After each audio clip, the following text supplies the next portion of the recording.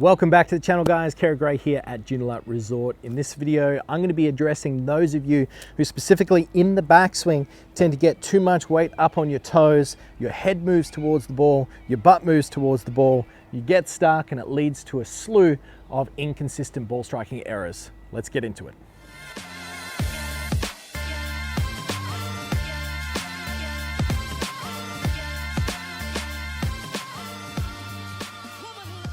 Now, creating a functional pivot is one of the key contributors to staying in balance throughout the golf swing and also keeping the arms and the body organized and working together rather than fighting against each other. Now, don't get me wrong, every golfer has inefficiencies and has to match those up with compensations.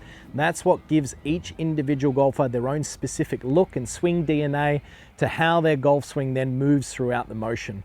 But what we need to look for here is some of the big key inefficiencies, which is causing you to lose balance and causing you to really struggle with that consistency of strike that you might be looking for.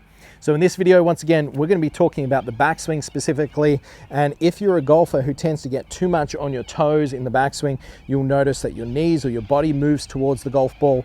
Well, then we really need to find a way to make you a little bit more balanced throughout the motion so this doesn't become a recurring issue that makes it challenging to strike the golf ball, not only off flat lies, but especially when we start to get to undulating lies with the ball below your feet or above your feet. This is where it really begins to highlight an issue such as this. So let's talk about it. What would we generally see or identify as someone who tends to get too much weight on their toes in their backswing? Well, from the down the line view here, if you were to film yourself and you put a line on your head and on your butt, you can use any of the apps on the App Store to then see this. But if you were to make your golf swing and you see that your butt line has moved off its original starting point or your head has indeed stood up, what that would mean would be generally that your weight has shifted too much towards your toes and your body has begun to stand up, and we call this early extension. So if this is in our postural position at address, early extension would be when your body stands up. Generally at this stage, all your weight's going to shift to your toes.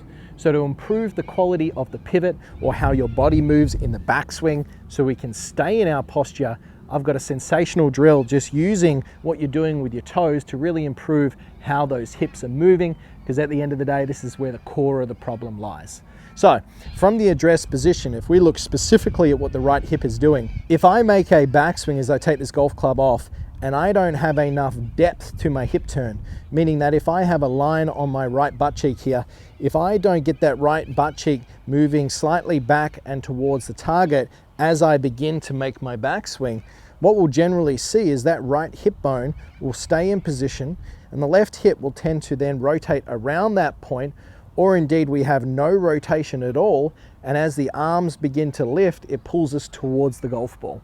So noticing what this right hip is doing, especially this right butt cheek, and getting the sensation of it moving back is really going to encourage our body to stay in posture and for our whole motion to be a lot more in balance. So to encourage that, what we're going to do is from the address position, as you make your backswing, if you feel like this might be an issue for you, as the golf club is moving back, what I simply want you to do is begin to lift the toes of your right foot for the right-hander, opposite if you're a left-hander. So the golf club's moving back, and all I'm simply going to do is lift the toes of my right foot as I begin to swing to the top. And by doing so, it's really going to push this trail hip or this right hip for the right-hander further back and away from the golf ball. And it's going to encourage me to stay a little bit more bent over the golf ball as I swing the golf club back. You can see this differs greatly from where that right hip wouldn't move at all and we begin to stand up too much towards the golf ball. So once again, film yourself from down the line, get your buddy to do it, or look at yourself in a mirror and simply just stop at the top of the swing and see if you've lost your posture as you've swung the golf club back.